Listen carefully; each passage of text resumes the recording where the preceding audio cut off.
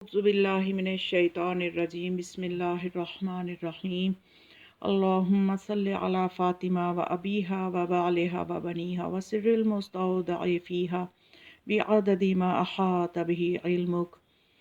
سورہ لیل کی آیات کے حوالے سے ایک بہت اچھا پیغام ہے جو میں آپ کے لیے ہدیہ کرنا چاہتی ہوں، جس سے ہمیں مومنین کے حقوق بھی پتہ چلیں گے اور آل محمد علیہ السلام کے تصرفات کا بھی پتہ چلے گا کہ ان ہستیوں کے اس دنیا میں کتنے تصرفات و اختیارات ہیں اور آخرت کے مالک بھی وہ ہیں،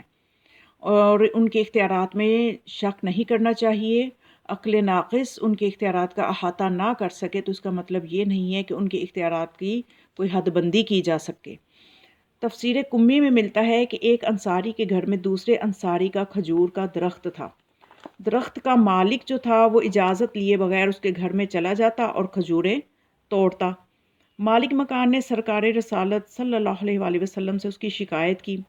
تو آپ صلی اللہ علیہ وآلہ وسلم نے درخت کے مالک کو بلایا اور بلا کر فرمایا، تم یہ درخت میرے ہاتھ فروخت کر دو۔ یعنی اب درخت کا مالک ایک انصاری ہے اور گھر کسی اور کا ہے۔ یہ صورتحال ممکن ہو سکتی ہے کہ اس نے درخت نہ بیچا ہو، گھر بیچتے وقت درخت کو اپنی ہی ملکیت میں رکھا ہو، کوئی بھی صورتحال ہو سکتی ہے۔ بہرحال وہ مالک گھر کا کوئی اور تھا اور درخت کا مالک ایک دوسرا انصاری تھا۔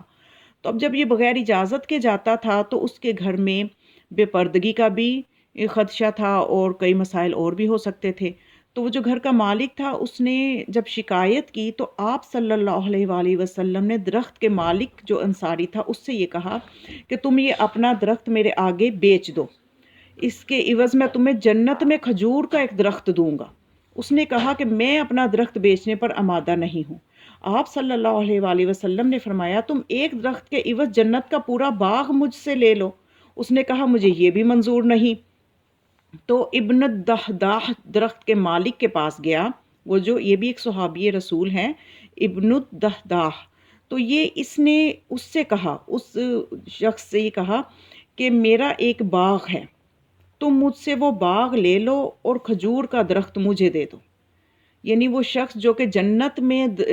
جو تھا درختوں کا باغ اس کے لیے آمادہ نہ ہوا، جنت میں کھجور کے درخت لینے کے لیے آمادہ نہ ہوا، تو جب اس صحابی رسول نے جا کے اس درخت کے مالک سے کہا کہ دنیا میں میرا ایک فلاں جگہ پہ باغ ہے، وہ پورا باغ لے لو اور یہ کھجور کا درخت مجھے دے دو، تو یہ سودا اس نے منظور کر لیا۔ یعنی اس کے ایمان کی حالت کتنی کمزور تھی کہ جو آخرت میں رسول دے رہے ہیں اس پہ وہ یقین نہیں کر رہا، اس کو وہ لینا نہیں چاہتا، لیکن دنیا میں چونکہ اس کی نگاہ میں دنیا ہی سب کچھ ہے اور ہمارے اکثر مسائل جو ہیں وہ حب دنیا کی وجہ سے ہی ہوتے ہیں، تو دنیا میں جو اس کو درخت نظر کا پورا باغ ملا تو وہ اس پہ خوش ہو گیا اور اس نے وہ درخت جو تھا اس صحابی کے آگے بیچ دیا۔ تو پھر اس نے کہا، ابن دحداح جو تھا وہ رسول اکرم کی خدمت میں حاضر ہوا اور عرض کیا، یا رسول اللہ، وہ کھجور کا درخت میں نے اپنے باغ کے عوض خرید لیا ہے اور وہ درخت اب میں آپ کی ملکیت میں دیتا ہوں، اس کے عوض جنت کا باغ آپ میرے سپرد کر دیں۔ یعنی یہ کتنا عقل مند تھا اور اس کا ایمان کتنا مضبوط تھا، اور آپ صلی اللہ علیہ وآلہ وسلم کی زبان اقدس پر اس کو کتنا یقین تھا کہ آج یہ دنیا کے باغ کے عوض مجھے آخرت کا باغ ملے جس نے کہ ہمیشہ رہنا ہے اور ان نعمتوں نے کبھی ختم بھی نہیں ہونا، اور یہ دنیا کی تو چند روزہ نعمتیں ہیں، اور اس نے عقل مندی کا سودا کیا۔ تو رسول خدا صلی اللہ علیہ وآلہ وسلم نے فرمایا کہ کھجور کے ایک درخت کے عوض میں تمہارے لیے جنت کا ایک نہیں بلکہ کئی باغات کی ضمانت دیتا ہوں۔ اس پر خدا نے سورہ لیل کی یہ آیات نازل کی، فَأَمَّا مَنْ آتَى وَاتَّقَى وَصَدَّقَ بِالْحُسْنَى، کہ جس میں خدا یہ فرماتا ہے کہ پھر جس نے مال عطا کیا اور تقوی اختیار کیا اور وَصَدَّقَ بِالْحُسْنَى اور نیکی کی تصدیق کی، یعنی اس شخص کے بارے میں پھر آیات نازل ہو گئیں اس کے اس فعل کے بارے میں،